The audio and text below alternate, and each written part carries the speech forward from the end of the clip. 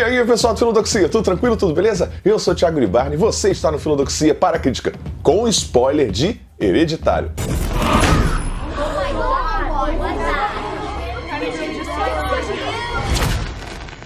She isn't gone. She had private rituals, private friends. E não se esquece, já deixa logo o like, se inscreve no canal caso não seja inscrito, siga o Filodoxia em suas redes sociais e simbora! Lembrando mais uma vez que esta crítica é uma crítica com spoiler, beleza? Meninos e meninas, Hereditário é um filme que me bateu estranho. Eu gostei pouco do filme assim que saí da sessão do filme e depois pensando sobre o filme, lendo materiais e entrevistas sobre o filme, ele começou a fazer mais sentido, começou a parecer melhor. E duas coisas aqui bacanas de já começar destacando de Hereditário.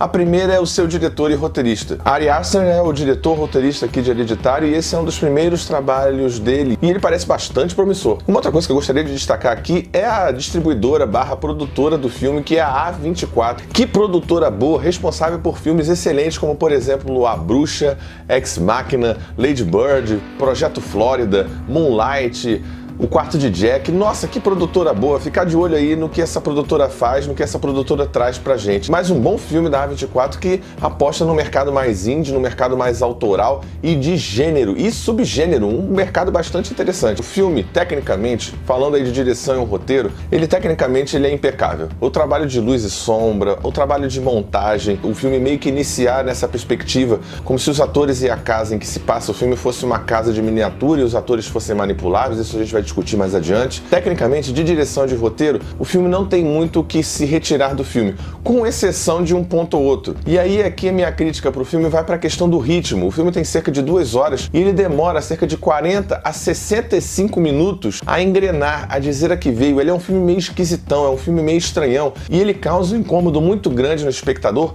porque ele decide ficar muito tempo segurando em tela determinadas ações, determinadas atitudes e determinados takes que é para causar incômodo mesmo, certo desconforto, você já não quer mais ver aquilo e o diretor decide permanecer a câmera ali naquele foco. Então o filme tem um problema de ritmo sério. E qual é a pegada desse filme que você já tem que ir como pressuposto para ele? Não sei. A ideia de que o mal existe, o diabo, o demônio, o capiroto, o mochila de criança existe. E se falar várias vezes faz ele ficar perto, eu acho que eu tô ferrado agora.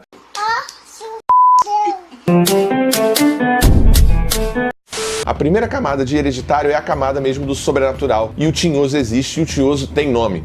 O Tinhoso se chama Paimon. E o filme começa com uma lembrança que faz remontar a Psicose. Lá em Psicose, o Hitchcock decide logo no início do filme, nos primeiros minutos, matar uma personagem que parecia ser a principal. É o que acontece aqui com a personagem da Charlie, que é vivida pela Marty Spiro, que ela tem lábio leporino, ela tem uma formação facial e craniana diferente. Parece que o filme vai ser meio focado nela e nos primeiros 30 minutos ela morre. E o filme dá já uma primeira guinada pra gente. Qual é a ideia aqui do filme? Então, existe um demônio chamado Paimon, que a matriarca dessa família, a avó de todos aqui, a mãe da Toni Collette, ela já começa o filme morta e ela seria a rainha, a líder dessa seita. E durante anos e anos essa seita tenta trazer esse demônio de volta. Só que tem um pressuposto para poder summonar, para trazer de volta esse demônio. Ele tem que ser trazido de volta para ter o seu poder e a sua forma plena num homem. E isso é um empecilho, assim, para os planos da seita. Porque no primeiro momento, a mãe da Toni Collette tenta fazer o demônio encarnar na própria Toni Collette e depois na filha da Toni Collette, etc. Então isso vai permeando o filme do início ao fim. Esse Paimon seria um dos 7 ou 8 demônios do inferno. Ele precisa ter uma forma humana do gênero masculino para poder encarnar. E nessa perspectiva, quando se vai falar do luto, né, que o filme fala bastante de luto, a personagem da Toni Collette vai até uma reunião, né, para superar a perda e ela lá explicita uma subcamada do filme. A primeira camada paranormal, a subcamada com relação aos transtornos e doenças mentais. E ali naquela reunião ela deixa claro que a mãe dela tinha transtorno de personalidade, o pai dela acabou se matando com greve de fome, também tinha um transtorno mental, o irmão dela, que foi a primeira tentativa de hospedeira do Paimon, se matou também e não conseguiu aguentar. Ele tinha esquizofrenia e dizia que a mãe dele, a avó, que começa o filme morta, tentava colocar mais vozes na cabeça dele. Então toda a família tem um transtorno mental e nesse caso o hereditário do título pode ser mesmo uma questão que é já quase que consenso para para grande parte da psiquiatria de que há um aspecto de hereditariedade nos transtornos e doenças mentais. As categorias da CID-10, Classificação Internacional de Doenças. E aí eu pude ver no filme 3 categorias. F31, transtorno bipolar. F20, esquizofrenia, e a F7, transtornos de personalidade. Tem outros transtornos e outras doenças mentais que vão aparecendo ao longo do filme, mas como eu disse, essa questão de doença e transtorno mental é uma subcamada do filme. A primeira camada mesmo é a questão do sobrenatural. Então bora lá tentar entender essa questão do sobrenatural em Hereditário. Tudo que vimos no início do filme da Charlie, aquele comportamento estranho, de fazer uns bonecos esquisitos, de cortar a cabeça do pombo e tal, aquilo ali não é uma criança, aquilo ali já é o próprio demônio. Isso já faz a gente pensar, a perda da cabeça dela no acidente com o irmão não foi necessariamente um acidente. A gente fica claro aqui ao longo do filme que para o demônio ser libertado do corpo, para Paimon ser libertada do corpo do seu hospedeiro, é preciso que o seu hospedeiro perca a cabeça. Assim que a pessoa é decapitada, o Paimon é liberto e procura um novo corpo. Tanto é que lá no final do filme, quando a mãe do Peter, a Toni Collette, a Anne, corta a própria cabeça, ele se joga pela janela, você vê uma pequena luz indo em direção ao peito dele. Assim que ela serra a cabeça, o demônio sai dela e vai pro corpo do Peter e a gente se encaminha pro final do filme. Então essa questão da hereditariedade do mal e do satânico dentro da família é a primeira camada do filme e é a camada que o filme de alguma forma parece privilegiar. E aí a gente vai para uma segunda camada do filme, que é a questão dos transtornos e doenças mentais. É nessa segunda camada do filme aqui, de transtornos e doenças mentais, que eu me sinto mais à vontade, que eu me sinto mais em casa. Infelizmente, o filme, ele parece de alguma forma romancear ou brincar um pouco com a questão do transtorno e da doença mental. Isso me incomodou um pouco, parecendo que todo transtorno, toda doença mental é algo místico, é algo mágico e etc. Talvez a intenção do diretor seja mostrar o que acontece na cabeça dessa pessoa com transtorno ou doença mental, caso ela não seja devidamente tratada. Goddamn right. Que é coisa que acontece aqui ao longo do filme. Ninguém tem um tratamento devido aqui.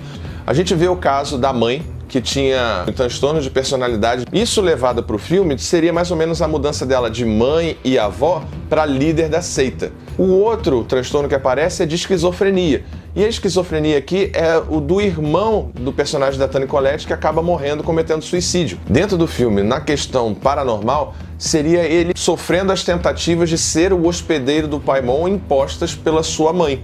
Então ele começa a ouvir essas vozes, a ver esses demônios, ele acaba não aguentando essa pressão e comete suicídio. De novo, dá para você entender das duas formas. E o último aí tem uma questão da bipolaridade / esquizofrenia, que parece aparecer lá pro final no Peter. A cena que ele se olha no espelho e vê um outro eu, um outro ego mais satírico, mais satânico, mais estranho, uma personalidade com humor diferente da dele, ou é um transtorno de personalidade ou uma questão de bipolaridade. Não sou especialista aqui, mas o filme dá essa subcamada aí pra gente poder especular acerca dela. A grosso modo, você já tem a visão de que transtornos mentais e doenças mentais têm sim um componente de hereditariedade, como eventualmente para diabetes, por exemplo, mas não é um consenso médico.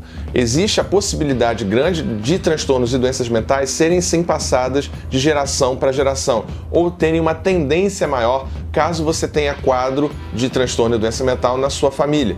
E o filme aqui aborda um pouco isso. O transtorno ou doença mental, em geral na psiquiatria, é tratado como desequilíbrio bioquímico. E o que você faz com desequilíbrio bioquímico? Você entra com medicamentos e você, com esse medicamento, lítio, aldol, carbamazepina, fernegan e etc., você daria um certo equilíbrio tanto para a estabilidade emocional, psíquica e de humor do seu paciente. É um filme bastante rico que dá pra gente especular acerca dessas duplas camadas, do sobrenatural e da teoria da mente, da psiquiatria, psicanálise, etc. Hereditário não é um filme fácil, é um filme que te incomoda dentro da sala de cinema, é um filme que se arrasta, que parece que não sabe muito bem a que veio, para onde vai, de onde veio. Por isso tudo, a minha nota para Hereditário é nota 7. Nota 7. Seria 5, mas é nota 7. Depois, pensando sobre o filme, ele tem umas coisas legais, mesmo que não execute isso da melhor maneira possível, um 7 está de bom tamanho. Ah, se você acha que eu falei alguma besteira, se você é formado na área de psicologia, psiquiatria, etc., deixa aí nos comentários. Então é isso. Até a próxima, pessoal. Não esquece de se inscrever no canal e de curtir esse vídeo. Tchau, tchau!